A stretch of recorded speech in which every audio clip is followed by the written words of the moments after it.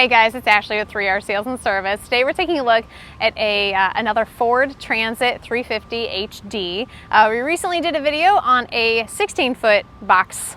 This one has a 14-foot box. So we'll go around, we'll show you everything that's included in this package that the customer had special ordered. So we'll go ahead and move around back. Like I said, this is the Transit 350 HD. Does have a 14-foot box on it. It's approximately 7.5 feet wide.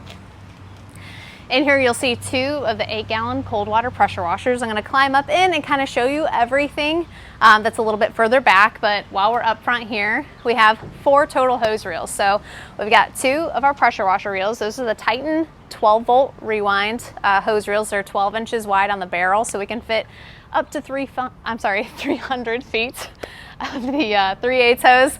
We have it equipped with 200 feet right now.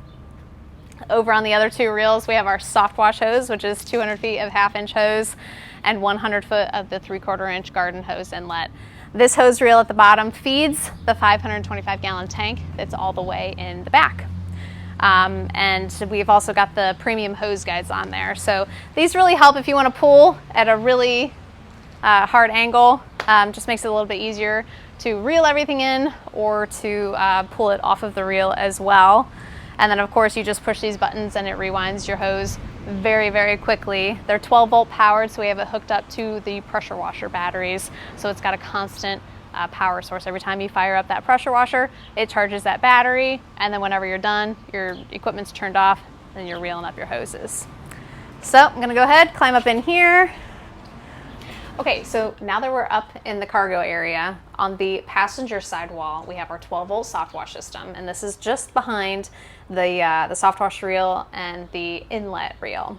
So we have our soft wash pump. It's 100 PSI, 7 gallon per minute. We've got the accumulator, just kind of helps get that turbulence out and regulate the flow through the soft wash system a little bit better.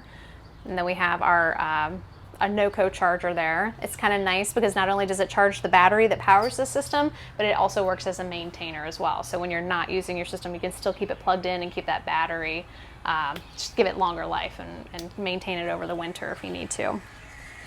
Below we have our metering system. So this will meter your water, your surfactant, and your bleach.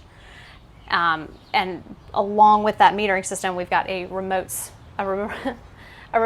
rinse system, which is what the shirts box does. So the shirts box is it gives us a couple different options. So we could have cut in right here, which is where your mix goes to your pump, and we could have done the rinse right there. Basically what the surge box is, it's an electronic 3-way ball valve that allows you to switch from soap draw to water draw so that you can just rinse with your soft wash system without having to come back and turn off all your valves. So what we did to make it a little bit more user-friendly and to help keep that bleach valve all cleaned out is we added a second electronic ball valve, so it'll shut off your surfactant and it's actually going to rinse out your bleach valve, and then it'll be pulling through both of these valves in order to rinse your system. So just kind of a better way to keep this valve good for as long as possible. So we have our on-off switch right here, and then just above here is where we use this pump as a transfer pump. So let me go grab the dipstick assembly. With the dipstick, you can actually take this hose. You can drop the dipstick down into, say you have a 55-gallon of bleach or a bigger container of bleach that you want to transfer into your system. You just drop that down into your concentrate, and then you're going to quick connect this right here. You'll open up your ball valve so you get full flow, and then you're going to basically turn on your soft wash system and use your gun and wand assembly to transfer whatever's in your 55-gallon tank into your 55-gallon up here, so that you don't have to use any type of hand pump or have an external transfer pump available. As long as your battery's charged up, you can use this as a transfer pump as well. And we'll just hang this back here, so you've always got it on hand if you need to. Always make sure you rinse out that transfer system after you use it, so you don't have straight 12.5% or 15% bleach in your lines all the time. Otherwise, we'll keep on moving through here. So the metering system, oh, it's starting to rain again, just downpoured a little bit ago. So the metering system is going to draw from your surfactant tank, from your bleach tank. So we've got a 7-gallon surfactant, 55-gallon bleach, and then we have a secondary soap tank. This is a 35-gallon soap tank that you can use for degreasers or any other type of specialty detergents that you want to draw through your pressure washer system. And then we've got a winterizing tank. Can you still hear me with all of that rain? All right, we'll just keep going.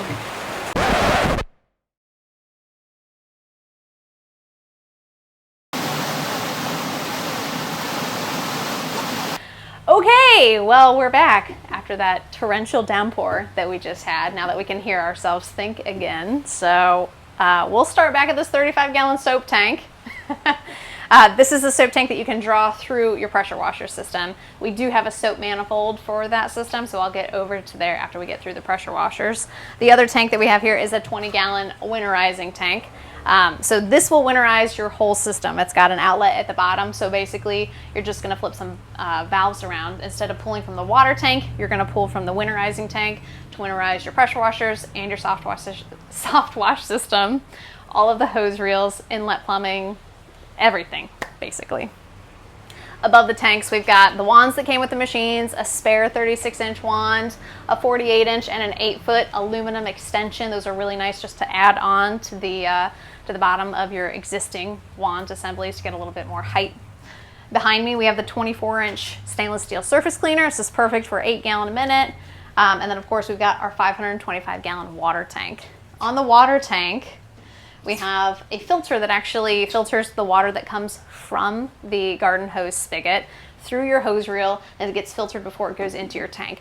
That way, if the customer has any junk inside their spigot or any debris in any of the connecting hoses that you're using, it catches it before it goes into your tank and settles in your tank. We have a float valve on the underside of this so that it prevents overflowing inside your tank, and once that water level starts to drop again, it'll again start filling your tank. On the other side, you can see 2 yellow hoses. Those are our cool bypass hoses for the pressure washer. The other hose up there is actually for the shirts box system that goes through your downstream injector on the other side of the wall. We haven't gotten to that one yet. Down below, you'll see a slew of other plumbing and filters. We have a filter for each pressure washer. We have a filter for the water line going to the soft wash system. We just filter the crap out of water so that you don't get debris inside the pump. The 2 pressure washers, they're both 3,500 PSI, 8 gallon a minute. They're GX690 engines with the TSF series 8 gallon a minute pumps. They're belt driven. We really strive to use the belt drive pumps just for easier maintenance down the road. Both pressure washer exhausts have the paneling to keep that heat away from the side of the box. And then as it goes down through the floor, we've got all of the steel fittings as well to make sure that that's not going to get too much heat anywhere near the wood floor or the wood wall. And then of course you can see our guys weld up all of this stuff just to make it nice and seamless going through there. Takes a bit of extra time to get all of this put in place, but it just looks so much nicer, so much cleaner, and leaves more floor space. And of course dissipates all of the heat out of your system too. You can pull in nice fresh air, get all of that hot air out of your system. All of the twin cylinder engines are electric start and have hour meters on them, so nice and easy to maintain. You've got oil pump drains, engine oil drains, all of that stuff just for easier maintenance. Moving on down, we've got 2 batteries, one for each pressure washer. You don't really want to share batteries with engines because you don't want to have any charging issues with the engine charge systems. We have a shorts box for one of the pressure washers that'll control turning on and off your soap remotely through the pressure washer. And then over here, we've got this tied in with a soap manifold. So you can pull from your bleach tank, from your surfactant tank, or from your soap number 2 tank, that was the 35 gallon. Or you can pull from a totally remote product, which is soap number 3. And if you can see here, flip around without slipping and falling out of this truck after a nice rainstorm.